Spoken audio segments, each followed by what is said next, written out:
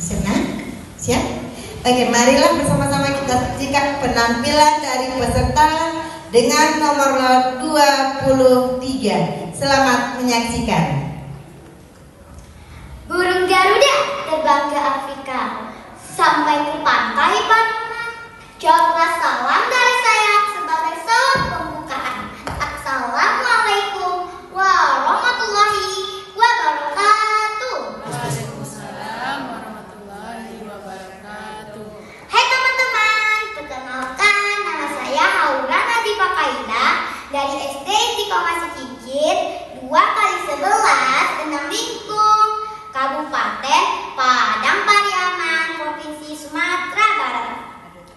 Teman-teman tahu tidak tentang legenda Batu Mananyi di Padang Pariaman? Yuk simak cerita dari Pak. Di sebuah nagari yang tenang di wilayah Padang Pariaman, hiduplah seorang janda tua bernama Mak Indong dan anak laki-lakinya bernama Sultan Raja.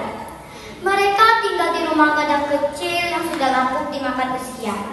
Hidup mereka sederhana. Setiap hari, Mak Indong menenun kain dan menjualnya ke pasar. Sedangkan Sultan Rajo mencari kayu bakar di hutan dan menangkap ikan di sungai.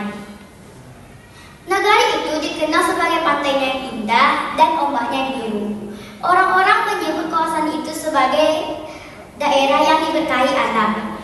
Namun, kebanyakan cerita lama. Di balik keindahannya, tersimpan kisah haru yang tak pernah terlupakan. Sultan Raja sejak kecil dikenal sebagai anak rajin dan sopan. Ia sering bantu ibunya tanpa diminta. Namun, ketika usianya menginjak remaja, ia mulai merasa malu melihat kehidupannya. Suatu hari, datanglah para saudagar kaya yang hendak berdagang ke daerah pesisir.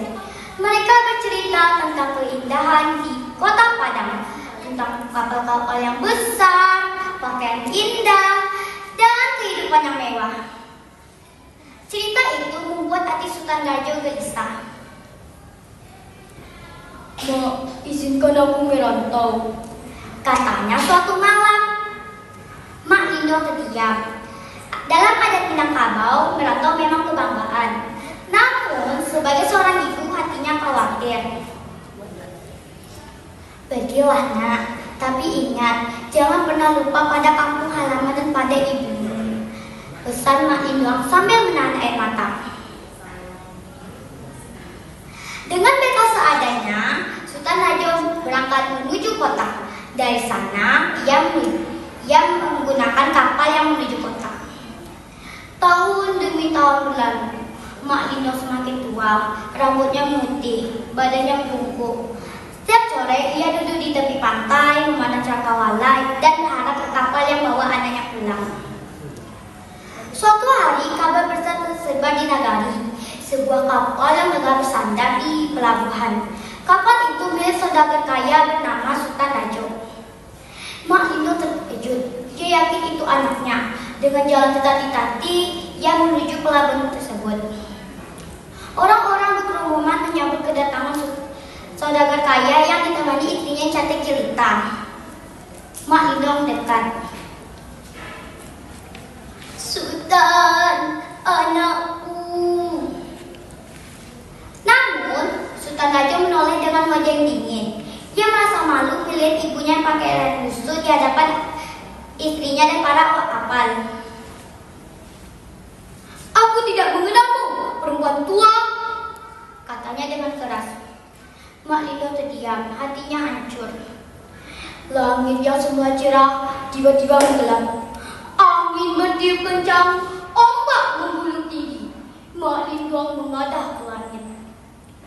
"Ya Tuhan, jika benar dia anakku yang durhaka, tunjukkanlah keadilan-Mu." Petir menyambar dan ombak menghantam kapal besar itu. Kapal mulai oleng, orang-orang berteriak ketakutan. "Tolong, selamatkan diri!" Sultan Raja mencoba menyelamatkan diri, tetapi badai semakin ganas. Dalam hitungan detik, kapal itu hancur di atas ombak. Dan di tepi pantai, tampaklah sebuah batu yang berlutut dan menangis. Batu itu dikenal sebagai batu menangis atau batu yang menangis. Hingga kini masyarakat percaya bahwa batu itu adalah jelmaan Sultan Raja yang durhaka kepada ibunya. Konon pada waktu-waktu tertentu, jika ombak menghantam batu tersebut, terdengar seperti tangisan yang biru. Mak Lino sendiri tidak pernah terlihat lagi setelah kejadian itu. Ada yang mengatakannya telah meninggal karena sedih, ada juga yang mengatakan dia berhilang bersama badai sebagai kasih sayang ibu yang dalam dan tak terukur. Saya akhiri dengan pantun. Burung merak, burung cendrawasih, cantiknya seperti permata. Cukup sekian, terima kasih. Semoga bermanfaat untuk semuanya. Billahi taufiq wal hidayah. Assalamualaikum warahmatullahi wabarakatuh. Oke, kita beri aplaus buat penampilan peserta nomor 23.